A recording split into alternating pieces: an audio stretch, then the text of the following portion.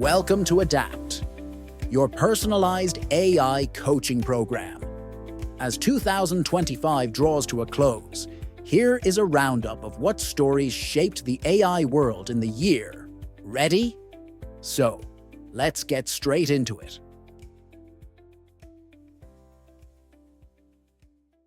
Welcome to the deep dive. Today we're going to try and make sense of 2025. It was a year that felt less like, a steady evolution and much more like just nonstop acceleration in AI.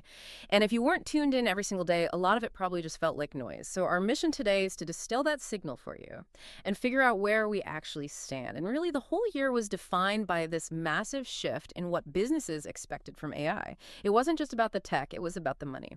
We have to start with this one quote. It really sets the tone for everything we're about to discuss. KPMG CEO research captured that shift. In 2024, the modal posture was patience ROI in the 3-5 year range. By late 2025, far more leaders expected returns in 1-3 years, and a meaningful minority expected ROI inside 12 months. That quote is, it's everything. That shift, that pulling forward of the ROI timelines, it wasn't just blind optimism. It was rooted in these really tangible, really disruptive events that started happening the moment the calendar flipped to January. Suddenly, all the 5-year plans from 2024 were just obsolete. Okay, so let's start there. The January shockwave. The DeepSeek R1 disruption. We all knew Chinese models were getting better, but this was, I think for most people, the first time they really got hands-on with a competitive reasoning model. And the claims around it were just hard to believe. You had Western labs spending billions, literally billions, to train their models. And then DeepSeek comes out and claims R1 was trained for just a few $1 million. Wait, just a few million? That's like building a supercar for the price of a sedan. Exactly. It just completely shattered the narrative that only a handful of super-rich labs could compete. And the market reaction was immediate and pretty brutal. DeepSeek's chatbot rocketed past ChatGPT in the app stores just for a little while. And then the financial news hit. NVIDIA lost $593 billion in market cap. In a single day, the biggest one-day stock loss in history. It was a genuine panic. Right. And the why is so important here. It was because DeepSeek was one of the first widely available reasoning models. So for anyone who's not deep in the tech, a reasoning model is one that basically shows its work. It doesn't just give you an answer. It shows you the logical steps, the thinking traces it took to get there. And people loved that. It felt smarter. So that's the key. This cheap but very capable reasoning model appears out of China and just changes the whole dynamic for the year. Absolutely. It forced everyone to admit that Chinese models, Canon, Qim, the later DeepSeek versions, were much closer to the Western models than we thought. And that immediately kicked off all these debates again about U.S. policy towards China. The competition was suddenly very, very real. So on one side, you have this new competition. And on the other, the reaction from the big players wasn't to slow down, it was to spend a lot, which kicks off this massive infrastructure gold rush. And the headline there has to be Project Stargate. That was the big declaration of intent. You had OpenAI, SoftBank, and Oracle announcing a plan to invest $500 billion over 4 years. $500 billion. And this wasn't some press release. This was at the White House. You had President Trump, Larry Ellison, Sam Altman, Masayoshi Son, all on stage. It's a number so big it's almost meaningless. And they weren't the only ones. All the big cloud providers, Microsoft, Google, Amazon, Meta, they all cranked up their spending. And when you build that many data centers, you have to talk about power. And that's where things get almost science fiction. We saw that Google partnership with NextEra Energy. Right. They're not just building data centers. They're planning to build them with on-site nuclear power generation. On-site nuclear? Yeah, small nuclear reactors just to run the servers. This is a completely different level of industrial scale. But this level of spending with all these players so deeply interconnected, that's what really kicked the AI bubble debate into high gear, right? Right. And the nervousness really spiked late summer when the details of the financing started to emerge. Oracle revealed it added $317 billion in future contract revenue. And then it came out. About $300 billion of that was from one customer, OpenAI. And that gets us to this huge theme of the year, this idea of the circularity of revenue. It's this idea that, all the big players are just too intertwined. Microsoft invests in OpenAI. OpenAI pays Oracle for cloud services. Oracle buys chips from NVIDIA. The money just seemed to be sloshing between the same few pockets. So the critics see a house of cards. The revenue that's propping up the chip makers is coming from labs funded by investors who also fund the cloud guys. Exactly. But the other side of that argument is, well, this is just how you fund a massive technological shift. It's the only way. And, that exponential view, boom, and bubble monitor, it still has us mostly in boom territory. The only red flag was industry strain, just the difficulty of scaling. Okay, so we have to talk about the stat that absolutely went viral, the one every skeptic pointed to. The MIT report headline that 95% of companies are seeing no return from Gen AI.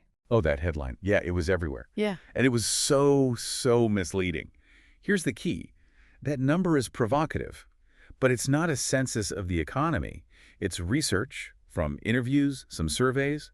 The report itself even says the findings are directional, not definitive. But of course, that's not what the media ran with. They used it to feed that bubble narrative. So where did they even get a number like 95%? That sounds so definitive. Not even close to definitive. The methodology was, let's say, questionable. They did about 50 convenience interviews, and they looked at public company earnings reports. And if a company didn't mention some huge revenue jump from AI, they sort of inferred it was a failure. Which is a massive leap. A huge leap. And also, what counts as return is doing all the work in that report. Their definition was all about measurable P&L impact. Hard business results right now. But that's not where most companies are. They're in pilot mode. So if my company saves, say, 1,000 hours a month on busy work, or we cut our development cycle by a month, that's incredible internal value. Precisely.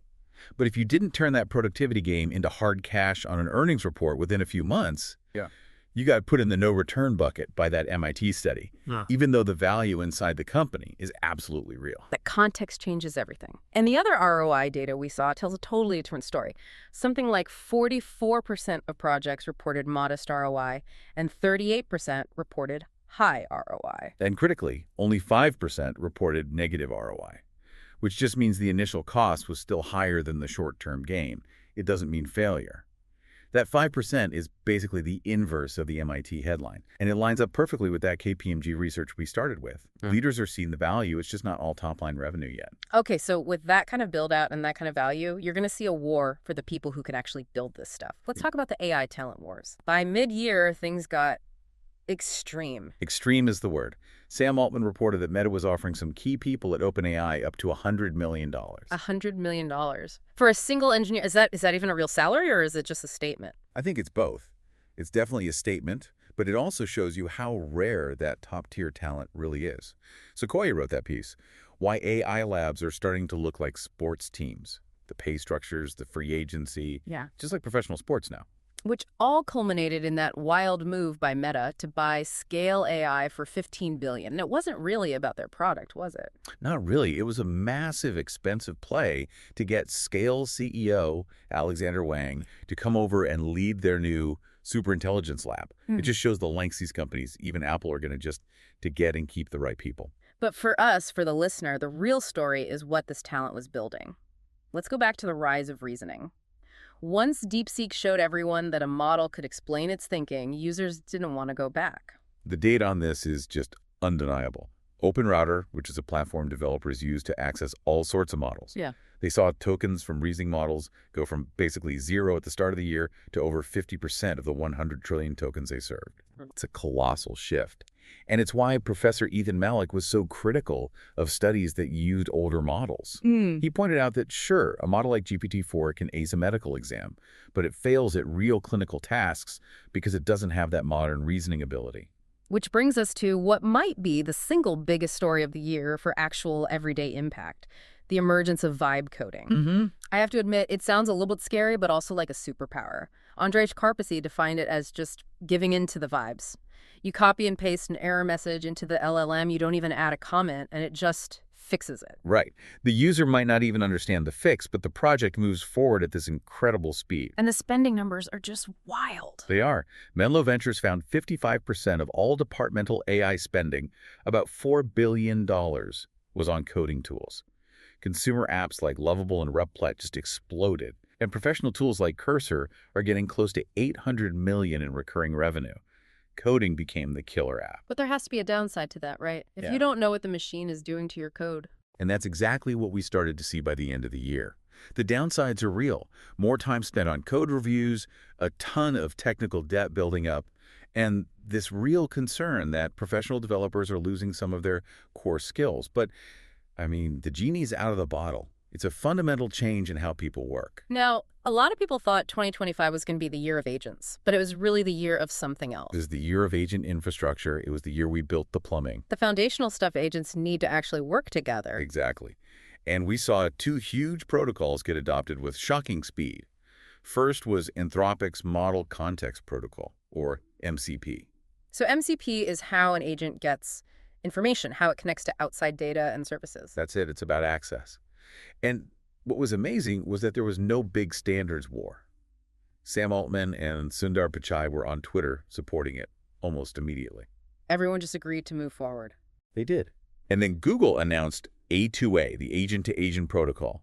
If MCP is for getting data, A2A is for communication between agents, so they can work together on complex tasks. And again, even Microsoft, Google's biggest competitor, adopted it within a month. And this all led to this new discipline, right? We moved on from prompt engineering to context engineering. Yeah, that's the next level. It's not just about what you ask. It's about making sure the AI has access to the right files, the right data, the right context to do the job. You can have a perfect prompt, but if the agent can't see the right document through MCP, it's useless. So all this work on infrastructure, on plumbing, really set the stage for the massive model releases that closed out the year. It did, and we needed it, because remember that mid-year plateau scare? The first GPT-5 release was kind of underwhelming. It fueled that whole AI has hit a wall narrative. But then Google came back in November, Gemini 3. And it was undeniable. Google was back in the driver's seat. The plateau narrative just vanished overnight. It justified all those huge long-term cloud deals. Then, just a few weeks later, Anthropic drops Opus 4.5. And the technical community just went wild for it.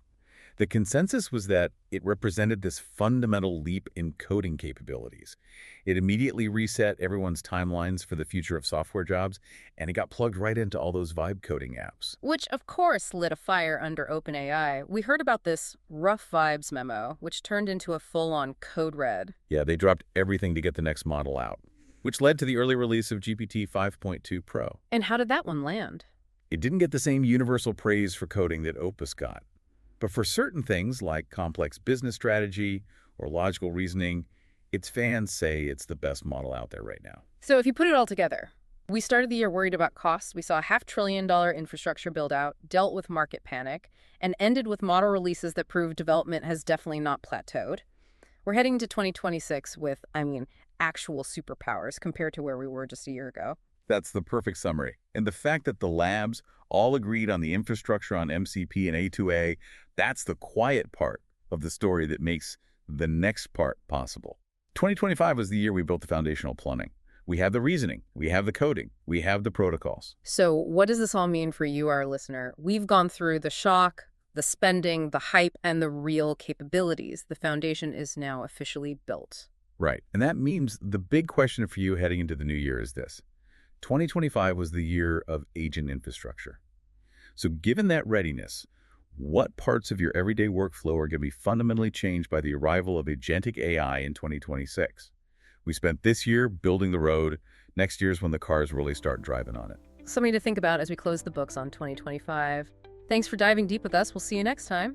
This is A.D.A.P.T, your personalized AI coaching program. If you've enjoyed listening to this podcast, visit adaptaicoaching.com to understand how AI can upgrade your or your team's productivity. Here is wishing you the very best in 2026 from A.D.A.P.T AI. Keep learning and keep being curious.